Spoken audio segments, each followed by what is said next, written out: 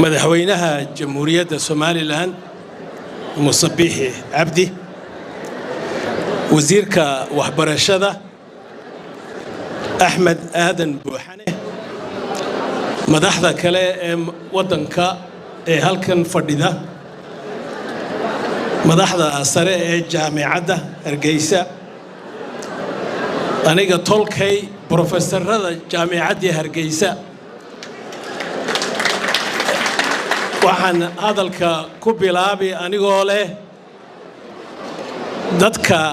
reer Soomaaliland ee dhalinyarada ee maanta qalin jamilaya 2024 waxaan idin leeyahay congratulations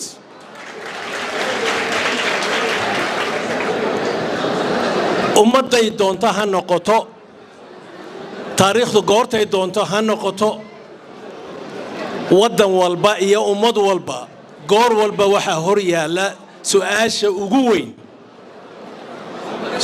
ugu weynina waxa weeyi wadankaasi amba Somaliland jamhuuriyadan ha noqoto amba Ethiopia ha noqoto amba ha noqoto Mareykanka anigu aan deganahay ha noqoto amba South Africa ha noqoto su'aasha ugu weyn ee wadan walba goor walba hortaala waxa weeyi horumar halka la joogo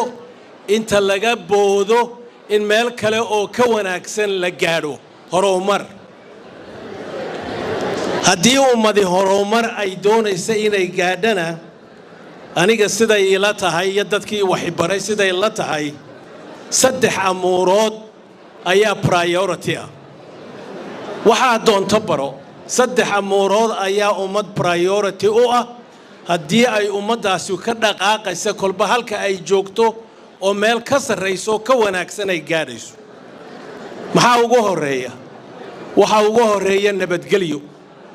nabadgelyo dadkaan haysan waxba ma qabsan karaan marka halkan anu waxaan idinku adkeynayaa haddaynu nahay dadkii reer Somaliland iyo intiina labeenta ee halkan fadhida nabadgelyada in la ilaaliyo taasi waa kow arinta labaad ee wadan halbowla ah horow socodkiisa waxa weeye arinta waxbarashada aynu maanta halkan u fadhino inaynu u dalbaaldegno dhalinyarada maanta qalin jabinaysa nooc walba leh ta saddexaadina waxa weeye caafimaad haddaad nabadgelyo haysato caafimaad aad haysato waxbarasho wanaagsan aad haysato adduunyada waxaanad ka qabsan karin oo impossible ma jiro taariikhda wada baadha anu waligay intaan noolaa ma arag kolka daana waan joogaa in badanna jaamacada waan ku joogay waa sanadkii afartanaad ee jaamacad aan professor amba diinka ahaa wax badan baan soo arkay ya 59 wadan baan tagay waxaan soo ogaaday wadanka saddexda amuurood ka adkaada nabadgelyo waxbarasho iyo caafimaad inuu wax kasta ka adkaan karo waligayna ma arag mana maqal wadan dadkiisu aanay nabadgelyo haysan dadkiisu aanay aqoon lahayn dadkiisu ay cudurku ku badan yahay oo adduunyada ugu sareeyo meel walba laga amaano waligay mana arag mana maqal aridinkuna soo sheeg waligayna ma arag wadan nabadgelyo haysta dadkiisa aqoontoodu meel sare ay gaadhay caafimaadkoodu uu wanaagsan yahay oo adduunyada lagu quursado oo halka ugu hooseysa fadhiyana waligay ma arag marka inaynu isla fahamnaa arinta haddii aynu lahayn reer Somaliland waa lagama maarmaan 1960 June 26 goobnimo qaadad 1931 wixii naga lumay ayaan la soo noqonay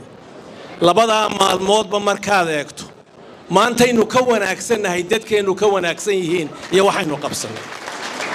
oo jaamacad Hargeysa University la yiraahdo 10 qofna ha ku jirtay iska daa intan oo qof oo maanta qalin jabinaysay may jirin wixii ka horeeyay 1991 taasi horta inaynu dabaaldegaa goor walba ilaashano oo aynu goor walba indhaha ku hayno waa lagama maarmaan waxaan ku soo gabagabeynayaa hadalkayga kow waxbarashadu jaamicadda maanta aad ka soo baxdeen iyo digriyada waaweyn ee qaadateen anigoo idinku hambalyeynaya ha u qaadanina inay aqoontii halkaa ku dhammaatay oo imika tamashle iska galayso ha u qaadanina imikay bilaabmaysaa haddaad digriyadaad qaadateen imikay bilaabmaysaa inaad cilmi baadhid samayso oo aad wax ku soo kordhiso de wixii aad akhriyaysa iyo wixii professoradaadu ay ku bareen waa wuxuu wasiirka Sacad ka hadlayay inaad cilmi baadhid imika bilowdo intaad nooshahayna kaama haraysa mas'uuliyadaas marka halkani waa albaabkii laga galayay ee maaha kursigii iyo sariirtii la fadhiisanayay aanba lagu seexanayay aad iyo aad baan idin ammaanayaa aad iyo aad baan idinku mahadnaqayaa waxaan leeyahay wasiirka waxbarashada madaxweynaha iyo wasaaradaha kale iyo jaamicadda madaxdoodaba waxaan leeyahay imika waxaynu soo gaarnay haddii aynu nahay reer Somaliland waqtigii aynu adkayn lahayn aynu fooda ku hayn lahayn quality-ga in kor loo soo qaado quality-ga in kor loo soo qaado jaamicadaha waa lagama maarmaan quality-ga soo qaadideeda bilowgeega iyo halkay ku dhamaatana laba amuurood baa muftaax u ah kow mid waxa weeye xisaab waa halkay ka bilaabanto haddaad cilmi science baranayso waa inaad xisaab ku bilowdo haddaad social science baranayso waa inaad xisaab ku bilowdo mathematics is the key to knowledge waa kow talabaadna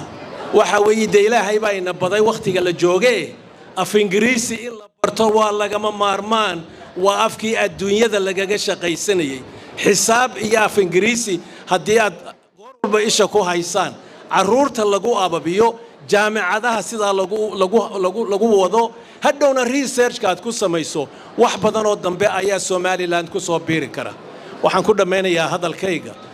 dadka maanta halka fadhiya quruxda badan leh rag iyo dumar leh 2024 qalin jabiyay Allah idin la jiro wadankiina wuu ina wada sugay